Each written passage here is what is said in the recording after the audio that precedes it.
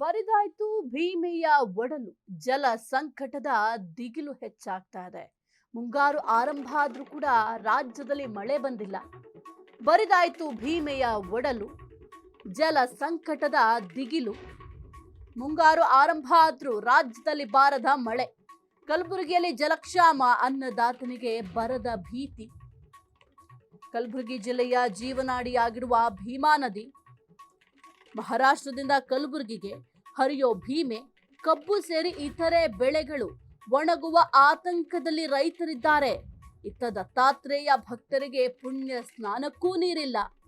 ಭೀಮಾ ನದಿಯಲ್ಲಿ ಮುಳುಗಿ ಏಳ್ತಾ ಇದ್ದ ಭಕ್ತರಿಗೆ ಭಾರೀ ನಿರಾಸೆ. ಅಫಜಲಾಪುರ ತಾಲೂಕು ಗಾಣಗಾಪುರದ ದತ್ತಾತ್ರೇಯ ದೇವಸ್ಥಾನ ಬಹಳ ಪ್ರಸಿದ್ಧವಾದಂತಹ ದೇವಸ್ಥಾನ. ನಿತ್ಯ ದರ್ಶನಕ್ಕೆ ಬರುವ ಭಕ್ತರ ಪುಣ್ಯ ಸ್ನಾನಕ್ಕೆ ಕೊಕ್ಕಾಕ್ಲಾಗಿದೆ. ಯಾಕೆಂತಂದ್ರೆ ಅಲ್ಲಿ ನೀರಿನ ಸಮಸ್ಯೆ ಉದ್ಭವ ಆಗಿದೆ. ಒಂದು ಕಡೆ ರೈತರು ನೀರಿಲ್ಲದೆ ಪರದಾಡ್ತಾ ಇದ್ದಾರೆ. ಮುಂಗಾರು ಆರಂಭ ಆದ್ರೂ ಕೂಡ ಒಂದು ಕಡೆ ಮಳೆ ಬರ್ತಾ ಇಲ್ಲ. ಮತ್ತೊಂದು ಕಡೆ ಅಟ್ಲೀಸ್ಟ್ ಏನಾದ್ರೂ ಡ್ಯಾಮ್ನಲ್ಲಿರುವಂತಹ ನೀರನ್ನಾದ್ರೂ ಬಿಟ್ರೆ ಬೆಳೆಗಳಿಗೆ ಅನುಕೂಲ ಆಗತ್ತೆ ಅಂತ ಹೇಳಲಿಕ್ಕೆ ಅಲ್ಲೂ ಕೂಡ ನೀರಿಲ್ಲ. ಒಟ್ಟಿನಲ್ಲಿ ರೈತರ ಪಾಡು ದೇವರಿಗೆ ಪ್ರೀತಿ ಅನ್ನುವಂತಹ ಸ್ಥಿತಿ ನಿರ್ಮಾಣ ಆಗಿದೆ. ಮಹಾರಾಷ್ಟ್ರದಿಂದ ಕಲಬುರಗಿಗೆ ಹರಿಯುವಂತಹ ಭೀಮಾ ನದಿಯಲ್ಲೂ ಕೂಡ ನೀರಿಲ್ಲ. ಕಲಬುರಗಿ ಜಿಲ್ಲೆಯ ಜೀವನಾಡಿ ಯಾವುದು ಅಂತಂದ್ರೆ ಭೀಮಾ ನದಿ ಅಂತ ಹೇಳಲಾಗುತ್ತೆ. ಆದ್ರೆ ಆ ಒಂದು ಭೀಮಾ ನದಿಯ ಪರಿಸ್ಥಿತಿಯನ್ನು ಕೂಡ ಗಮನಿಸ್ತಾ ಇದ್ದೀರಾ, ಯಾವ ರೀತಿ ಇದೆ ಆ ಒಂದು ಭೀಮಾ ನದಿಯ ಪರಿಸ್ಥಿತಿ ಅಂತ. ಕಂಪ್ಲೀಟ್ ಬರಿದಾಗಿದೆ. ಅಲ್ಲಿ ನೀರು ಕೂಡ ಇಲ್ಲ. ಇದರಿಂದ ಬಹಳ ತೊಂದರೆ ಆಗ್ತಾ ಇದೆ ಆ ಒಂದು ಭಾಗದ ರೈತರಿಗೆ. ಮತ್ತೊಂದು ಕಡೆ ದತ್ತಾತ್ರೇಯ ದೇವಸ್ಥಾನ ಅಂತಂದ್ರೆ ಬಹಳ ಪ್ರಸಿದ್ಧಿ ಪಡೆದಿರುವಂತಹ ದೇವಸ್ಥಾನ. ಸಾಕಷ್ಟು ಭಕ್ತಾದಿಗಳು ಆ ಒಂದು ದೇವಸ್ಥಾನಕ್ಕೆ ಭೇಟಿಯನ್ನು ನೀಡ್ತಾರೆ. ಜೊತೆಗೆ ಪುಣ್ಯ ಸ್ನಾನವನ್ನ ಮಾಡಿದ್ರೆ ಉಳಿತು ಅಂತ ಕೂಡ ಒಂದು ನಂಬಿಕೆಯನ್ನು ಇಡಿಸ್ಕೊಂಡಿದ್ದಾರೆ. ಅಂಥದ್ರಲ್ಲಿ ಆ ಒಂದು ಪುಣ್ಯ ಸ್ನಾನ ಮಾಡಲಿಕ್ಕೂ ಕೂಡ ಅಲ್ಲಿ ನೀರಿನ ಅಭಾವ ಇದೆ.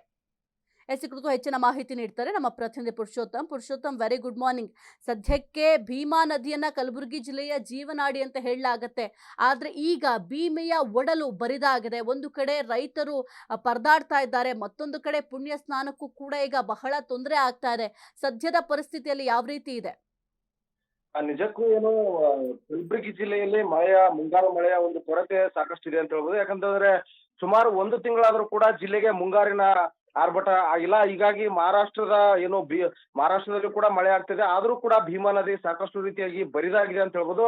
ಮಳೆ ಇಲ್ಲದೆ ನೀರಿಲ್ಲದೆ ಇದೀಗ ಭೀಮೆಯ ಒಡಲು ಕೂಡ ಈಗ ಬರಿದಾಗ್ತಾ ಇರುವಂತದ್ದು. ತೊಗರಿನಾಡು ಅಂದ್ರೆ ಕಲಬುರಗಿ ಜಿಲ್ಲೆಯ ಜೀವ ನದಿ ಭೀಮಾ ನದಿ. ಸೊ ಈ ಭೀಮಾ ನದಿಯಲ್ಲೂ ಕೂಡ ಇದೀಗ ಮಹಾರಾಷ್ಟ್ರದಿಂದ ಕಲಬುರಗಿ ಜಿಲ್ಲೆಯಲ್ಲಿ ಹರಿದು ಭೀಮಾ ನದಿ ಬರುತ್ತೆ. ಸೊ ಈ ಭೀಮಾ ನದಿ ನೆಚ್ಚಿಕೊಂಡು ಸಾಕಷ್ಟು ಜನರು ಕೃಷಿಯನ್ನ ಮಾಡಿದ್ದಾರೆ. ಆದ್ರೆ ರೈತರಲ್ಲಿ ಒಂದು ಕಡೆ ಆತಂಕ ಎದುರಾಗ್ತಿರೋದು. ಒಂದು ಕಡೆ ಮಳೆ ಇಲ್ಲ ಆದ್ರೂ ಕೂಡ ಡ್ಯಾಮ್ ನಲ್ಲಿ ಕೂಡ ನೀರಿಲ್ಲ. ಮತ್ತೊಂದು ಕಡೆ ಏನು ಭೀಮಾ ನದಿಯು ಕೂಡ ಬರಿದಾಗ್ತಾ ಇದ್ರು. ಸೊ ಹೀಗಾಗಿ ನೀರಿಲ್ಲದೆ ಒಣಗ್ತಾ ಇರುವಂತದ್ದು. ನದಿ ನೆಚ್ಚಿ ಕೃಷಿ ಮಾಡುವಂತ ಜನರು ಕೂಡ ರೈತರು ಬೆಳೆಯನ್ನ ಬೆಳಿತಾ ಇದ್ದಾರೆ. ಅದೀಗ ನದಿ ತೀರದ ರೈತರ ಬೆಳೆಗಳಿಗೆ ಕೂಡ ಇದೀಗ ಜಲಕಂಟಕ ಎದುರಾಗಿದೆ ಅಂತ ಹೇಳ್ಬೋದು. ಕಬ್ಬು ಸೇರಿದಂತೆ ಇತರೆ ಬೆಳೆಗಳನ್ನು ಕೂಡ ಒಣಗುವಂತ ಒಂದು ಆತಂಕದಲ್ಲಿ ಜಿಲ್ಲೆಯ ಜನರಿರುವಂತದ್ದು. ಪ್ರಮುಖವಾಗಿ ಕಲಬುರಗಿ ಜಿಲ್ಲೆಯಲ್ಲಿ ತೊಗರಿಯನ್ನ ಬೆಳಿತಾರೆ, ಕಬ್ಬನ್ನ ಬೆಳಿತಾರೆ, ಸೋಯಾಬೀನ್ ಸೇರಿದಂತೆ ಸಾಕಷ್ಟು ಪ್ರಮಾಣದ ಬೆಳೆಗಳನ್ನ ಬೆಳಿತಾರೆ. ಆದ್ರೆ ಭೀಮಾ ನದಿಯು ಕೂಡ ಇದೀಗ ಬೆಳೆಗಳಿಗೆ ಜಲಕಂಟಕ ಆಗಿರ್ತಕ್ಕಂಥದ್ದು. ಮತ್ತೊಂದೆಡೆ ಏನು ದತ್ತಾತ್ರೇಯ ದೇವರ ಭಕ್ತರಿಗೆ ಕೂಡ ಪುಣ್ಯ ಸ್ನಾನಕ್ಕೂ ಕೂಡ ನೀರಿಲ್ಲ ಅಂತ ಹೇಳ್ಬೋದು. ಯಾಕಂತಂದ್ರೆ ಕಲಬುರಗಿ ಜಿಲ್ಲೆಯ ಅಫಜಲ್ಪುರ ತಾಲೂಕಿನ ಪ್ರಸಿದ್ಧವಾಗಿರುವಂತಹ ಗಾಣಗಾಪುರದ ದತ್ತಾತ್ರೇಯ ಸನ್ನಿಧಿಗೆ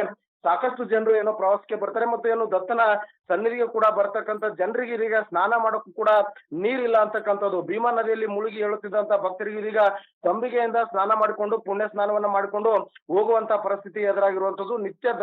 ಏನು ದತ್ತಾತ್ರೇಯನ ದರ್ಶನಕ್ಕೆ ಬರುವಂತ ಸಾವಿರಾರು ಭಕ್ತರಿಗೆ ಪುಣ್ಯ ಸ್ನಾನಕ್ಕೆ ನೀರಿಗೂ ಕೂಡ ಇದೀಗ ಬಂದಂತಾಗಿದೆ. ಮಳೆಗಾಲದಲ್ಲೂ ಏನು ರೈತಾಪಿ ಜನರು ಕೂಡ ಇದೀಗ ಮಳೆಗಾಗಿ ಕಾದು ಕುಳಿತಾ ಇರುವಂತದ್ದು. ಮುಂಗಾರು ಆರಂಭಕ್ಕಾಗಿ ತಿಂಗಳು ಕಳೆದ್ರು ಕೂಡ ಕಲಬುರಗಿ ಜಿಲ್ಲೆಯಲ್ಲಿ ಈಗ ಮಳೆ ಕೂಡ ಇರಲಾರದಂತ ಪರಿಸ್ಥಿತಿ ನಿರ್ಮಾಣ ಆಗಿದೆ. ಮಳೆ ಅಲ್ಲದೆ ಕಲಬುರಗಿ ಜಿಲ್ಲೆಯಲ್ಲಿ ಜಲಕ್ಷಾಮ ಮತ್ತು ಬರದ ಛಾಯೆ ಕೂಡ ಬರ್ತಾ ಇದೆ. ಪ್ರಮುಖವಾಗಿ ಭೀಮಾ ನದಿ ಸಂಪೂರ್ಣವಾಗಿ ಬತ್ತಿ ಹೋಗ್ತಾ ಇರುವಂತದ್ದು ಸಾಕೆ. ಓಕೆ, ಥ್ಯಾಂಕ್ ಯು ಪುರುಷೋತ್ತಮ್ ನಿಮ್ಮೆಲ್ಲ ಮಾಹಿತಿಗಾಗಿ.